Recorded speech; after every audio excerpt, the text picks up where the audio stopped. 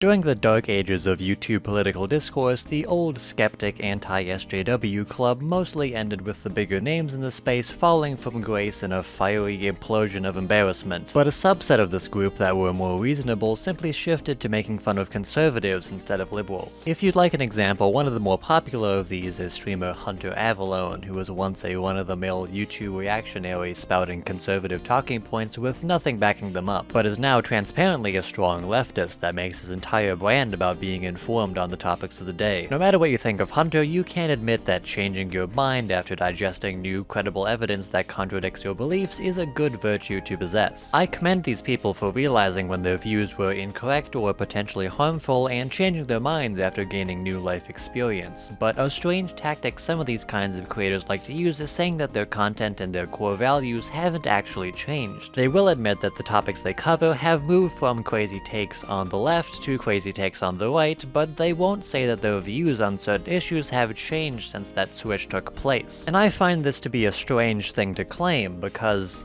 no, I'm thinking about this topic because I was recommended a video from creator Derek Blackman, aka SomeBlackGuy on YouTube. Alright guys, calm down, that's literally his username, where he talks about whether or not he's quote-unquote gone woke. He's not the only person who's made this argument or even made a video like this, but it's the one that I found first, and it's the one that frankly makes the least sense. In the video, he says his political viewpoints and philosophy for making content hasn't changed, but his main target, reactionary people complaining about things that don't matter, has simply switched from the left to the right. The shift that you're seeing, if you're thinking there's a shift at all, it's not a shift in my ideals, it's just a shift in the people that are being the craziest. And from what I've seen of him nowadays, that is completely true, and he even goes over a few examples of positions he held from back in the day that he still believes in. Movements like Black Lives Matter sprung up, and what I saw what was happening to the movements, I felt compelled to say something as well. I thought the way that it was, the direction that it was going in, and the leadership, I thought it was a bunch of BS. Remember BuzzFeed, Vice was getting crazy, MTV News, remember manspreading, the New Year's resolutions for white people.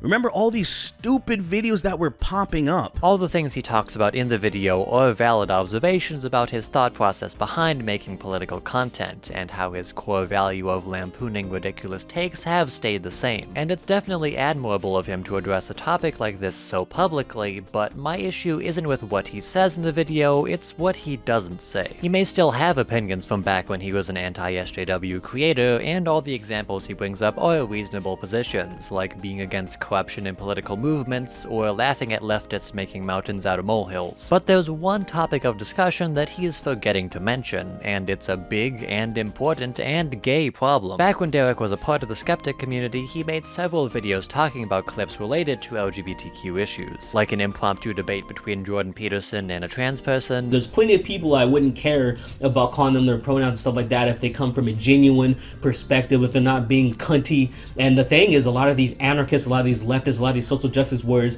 they're being very cunty, and so obviously you don't want to cater to them. You're like, fuck you, you are a girl or a guy, you are he or she, you are not they, them, or whatever the fuck. Dr. Peterson, I agree with you 100%. Or that one episode of the Bill Nye reboot everyone got mad at for no reason. But now he wants to play make-believe and say stuff like, oh, gender's on a spectrum like sex, you know, there's such a thing as like non-binary and stuff like that, when, you know, before, like any other science or scientist that has come before him has just said there's two genders and they're determined by the chromosomes. Or that one YouTube series that tried to teach children that queer people exist. It's fine to hold those beliefs and to talk about them and share them with others, but it's absolutely despicable to try to take those beliefs and shove them down people's throats, especially children. And in all of these videos, he holds the normal for the time stance that there's only two genders and that preferred pronouns are a ridiculous concept. But looking at Derek today, he'd probably laugh in the face of someone who believes these things, and most likely regrets making these videos. That isn't the only example of a topic where I'd be shocked if he still holds the opinions he talked about in his older videos. And as far as calling everybody a Nazi there at the Unite the Right rally is just not true. Sure, there was a lot of white nationalists, a lot of neo-Nazis,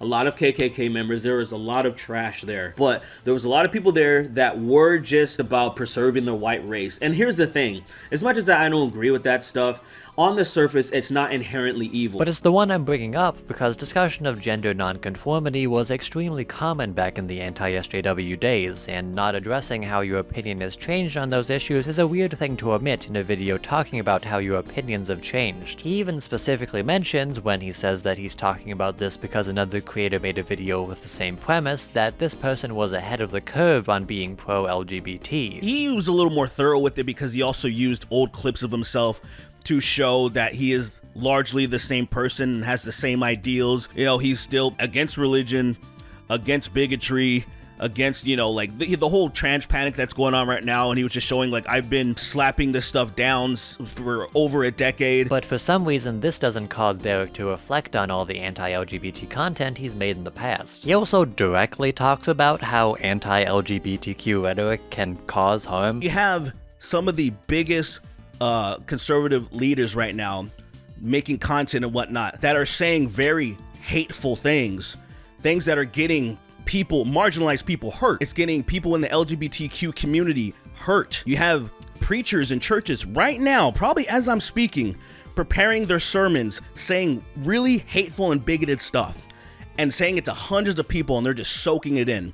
And it's all being filmed, and nobody's checking it. And for some reason, he doesn't use that to transition into how his mind has changed on the subject. I started dipping myself further into politics and social, you know, things that were happening around that time. He says that he thinks people assumed he was a conservative because people in political parties don't like it when someone on their side mocks them for going too far, and whatever he means by tribalism. There was a lot of people who assumed I was, or I am, a conservative. That's largely because of tribalism. Instead of all the videos he made where he said that trans and non-binary people weren't real. And especially I get burnt out of these people that say dumb shit like, oh, I always thought you were on the right or something.